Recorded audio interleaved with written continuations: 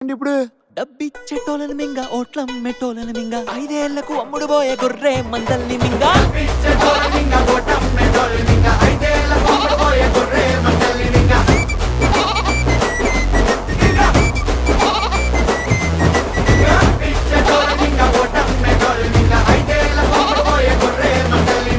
నాన్న మింగడం అంటే ఏంటి నాన్న?